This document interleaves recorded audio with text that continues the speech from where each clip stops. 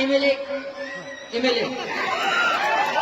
গতিকে এজন এমএলএ আছে, অযোগ্য হ্যান্ডকাৰ্ড আছে, আমাক ব্যবহাৰ কৰিছে, মুছলমানক ব্যবহাৰ কৰিছে, তাৰ বাহিৰে একো নহয়। আৰু তাৰ ল'ৰা কি কৰিব? তাৰ ল'ৰা কি কথাই ক'ব নোৱাৰে। মানুহৰ লগত কেনেকৈ কথা পাতিব লাগিব, মৰম চেনেহ কেনেকৈ কৰিব লাগিব, সেই কথাটো নাজানে। তেওঁলোকে মানুহে জানে তাৰ এটা সন্মান দিছিলে। গতিকে তেওঁলোকে যদি জিকে কাৰ তাত যাব? আমাৰ মামাৰ তাত আহিব লাগিব। গতিকে আমাৰ বিমোচন শৰ্মা যদি জিকি আহে, আমাৰ ডাবল উন্নয়ন আপোনালোকে দেখাই গৈছে, কিমান উন্নয়ন কৰি আছে। আমাৰ মাজত বিভাজন হৈছে নেকি? হিন্দু ভাষাৰ বিভাজন হৈছে নেকি? কোনোটা হৈছে নেকি? যে 100 টকা তেল হিন্দু মানুহে 100 টকা হৈছে, মুছলমানে 100 টকা হৈছে। তেওঁলোকৰ অসমত হৈছে নেকি? আমি বাংলাদেশত গৈছো নেকি?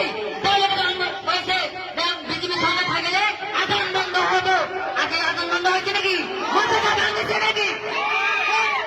আজি আপোনালোকে যে কৈছে বাংলাদেশত খেদুৱাই দিব, এই যে তিনিটা সমস্যা সমাধান কৰিছে আমাৰ বিজেপি চৰকাৰে। কিন্তু আমি বুজি নাপাওঁ, আমি তাই উকিলক ধৰি থাকো, উকিলক পইচা দিওঁ। এইটো আপোনালোকে কৰিব কেতিয়াও নালাগে। কাৰণ আপোনালোকে কাগজ পাতি লৈ নেক্সট অসমত যাব, আপোনালোকে বিনামূলীয়াকৈ আপোনালোকে কেছৰ ডিগ্ৰী পাব। গতিকে আমি বাংলাদেশী নহয়, আমাকে মাজত এনেকুৱা সম্প্ৰদায়ৰ মন্তব্য কেতিয়াও নিদিব। মই এদিনে দেখিছো টিভি বাংলাদেশলৈ সম্প্ৰদায়ৰ মন্তব্য কৰি আছে যে চাচামামাৰ ভোট নালাগে।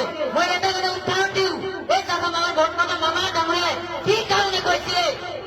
যেতিয়ালৈকে আমি সৰু এটা বাচ্চা জন্ম দিওঁ, মাৰ বুকত পেচাব কৰে, হাগা মুটা কৰি কিমান কষ্ট কৰি লালন পালন ডাঙৰ কৰিলে। ডাঙৰ কৰাৰ পিছত লেখা পঢ়া কৰি মানুহ কৰিলো। এই ল'ৰা যদি আঁতৰি যায়, মা দেউতাৰ বুকৰ পৰা আঁতৰি যায়, তেতিয়া মা দেউতাক কিন্তু খং হৈ যায়, হয় নে নহয়? ভক্তিৰ পৰা উঠা নাই। তেনেকুৱা হৈছে আমাৰ মাননীয় মুখ্যমন্ত্ৰী মহোদয় যে আমি বিজেপি চৰকাৰে মুছলমানক আমি ইমানকে সহায় কৰিলো, যেনেকৈ আমি এনাৰ্জি কাম কৰিলো, মাটিৰ বৰ্তা দিলো, অৰুণাচল দিলো, তাৰপিছত চিলিৰ গ্ৰুপে দিলো, ৰাজনীতি বাইদেউ বনাবৰ কাৰণে আমাক চেষ্টা কৰি আছে। ইমানখিনি বিজুলী দিয়াৰ কাৰণে বিনামূলীয়া কিতাপ দিছে, ইউনিফৰ্ম দিছে, স্কলাৰশ্বিপ দিছে, ইমানখিনি বিজুলী দিয়াৰ পিছত গতিকে আমাক ভোট নিদিয়ে। মাত্ৰ 2% অসমত ভোট দিছে। সেই ক্ষেত্ৰত আমাক মামাই কৈছিলে যে আমাৰ ভোট দিয়াতকৈ না দিয়াই ভাল। সেইকাৰণে কৈছিলে তাতে আমাৰ ভোট নালাগে। এনে কোৱা নাই, আবেগিক হৈ কৈছিলে। আৰু এটা মই ৰাস্তাত কওঁ যে অভিভাৱকসকলে আমাৰ ধুবুৰীতে নিৰ্দেশ হৈ আছে, ধুবুৰীতে আবেগিক হৈ মোক পৰাজয় কৰিছিলে। গতিকে আগতে তেওঁ ফটো কৈ থকা ধুবুৰীতে খাব, নিশ্চয় আপোনালোকে মনত ৰাখিব। গতিকে এইবাৰ আপোনালোকে পৰিয়াল কেন্দ্ৰিক ৰাজনীতিক তানজিল হোসেন এটা চিটি গলৰ বাহিৰে একো নহয়। ধুনীয়া ধুনীয়াকে তেওঁলোকে কথা পাতিব নোৱাৰে।